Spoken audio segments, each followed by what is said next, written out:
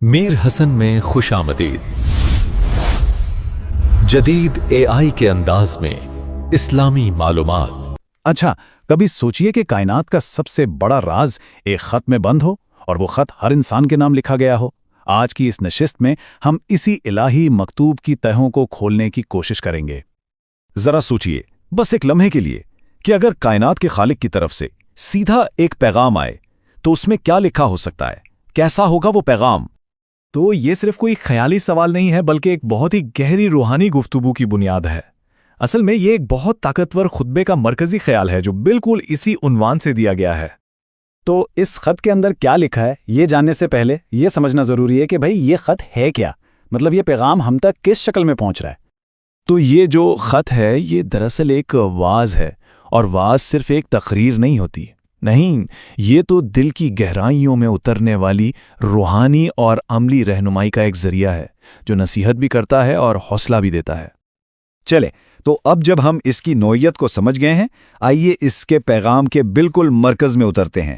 یہ الہی خط پڑھنے والے سے کیا چاہتا ہے؟ اس کی بنیادی ہدایات آخر ہیں کیا؟ تو سب سے پہلی اور شاید سب سے اہم ہدایت ہمارے اندر کی دنیا سے تعلق رکھتی ہے۔ خطبہ اس بات پر بہت زور دیتا ہے کہ ہر چیز کا آغاز دل کی حالت سے ہوتا ہے۔ تو یہاں بات بہت دلچسپ ہو جاتی ہے۔ یہ خطبہ دل کی دو بالکل الگ حالتوں میں فرق بتاتا ہے۔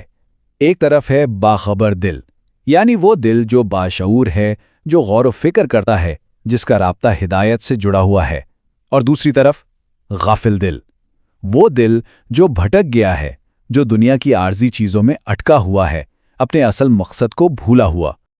اچھا، اگر دل کی حالت درست ہو گئی تو پھر اگلا قدم کیا ہے؟ اب سوال یہ پیدا ہوتا ہے کہ اس دنیا میں، اس مادی زندگی میں کیسے رہا جائے؟ اس کے بارے میں یہ خطبہ کیا کہتا ہے؟ اب یہ سلائیڈ ایک بہت ہی متوازن نظریہ پیش کرتی ہے۔ یہ دنیا کو برا نہیں کہتی، بلکہ اسے ایک عارضی گزرگاہ، ایک آزمائش کی جگہ قرار دیتی ہے جہاں ہم روحانی طور پر بڑھ سکتے ہیں۔ پیغام یہ ہے کہ اس دنیا میں رہو، مگر انصاف اور شکر گزاری کے ساتھ، اور اس سے دل مت لگاؤ کہ اصل منزل بھول جاؤ۔ تو یہاں ایک اہم موڑ آتا ہے۔ ان سچائیوں کو صرف جان لینا، صرف سمجھ لینا کافی نہیں ہے۔ یہ خط ایک ٹھوس عملی جواب کا تقاضا کرتا ہے، ایک ایسا جواب جو ہمارے کاموں میں، ہمارے اعمال میں نظر آئے۔ اور یہ مثال دیکھیں کتنی گہری ہے۔ جیسے پھل کے بغیر درخت کا کوئی خاص فائدہ نہیں، بالکل ویسے ہی عمل کے بغیر علم اپنی روح کھو دیتا ہے۔ بات صرف پیغام سننے کی نہیں، بلکہ اسے اپنی زندگی میں اتارنے کی ہے۔ تو پھر سوال یہ ہے کہ اس پیغام کو اپنی زندگی کا حصہ بنایا کیسے جائے؟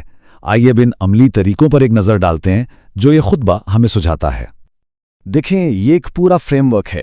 سب سے پہلے غور و فکر کرو اپنے اندر اور باہر کی نشانیوں پر، پھر اس یاد کو دل میں زندہ رکھو، پھر اس یاد کو عمل میں ڈھالو، اور آخر میں شکر گزاری کے ذریعے اس تعلق کو اور بھی پکا اور بھی گہرا کر لو۔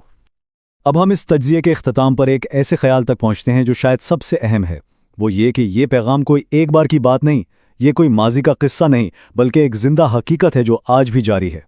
یہ نکتہ واقعی سب کچھ بدل دیتا ہے۔ یہ پیغام ماضی میں نہیں رہ گیا، بلکہ یہ ایک زندہ اور ایک جاری مکالمہ ہے، ایک ایسی گفتگو جو ہر لمحہ ہمارے ساتھ ہو رہی ہے۔ اور یہ پیغام ملتا کہاں سے؟ خطبے کے مطابق یہ ہر جگہ ہے، فطرت کے بدلتے موسموں میں، زندگی کے اتار چڑھاؤ میں، ہمارے اپنے ضمیر کی آواز میں، اور ہاں، یقیناً مقدس کتابوں اور تعلیمات کے اندر بھی۔ تو آخر میں یہ ایک سوال چھوڑ جاتا ہے ہم سب کے لیے کہ اگر یہ الہی خط، یہ پیغام واقعی ہر لمحہ ہر طرف سے بھیجا جا رہا ہے، تو ہم اسے سننے کے لیے کتنے تیار ہیں؟ کیا ہمارے دل کے دروازے اس آواز کے لیے کھلے ہیں؟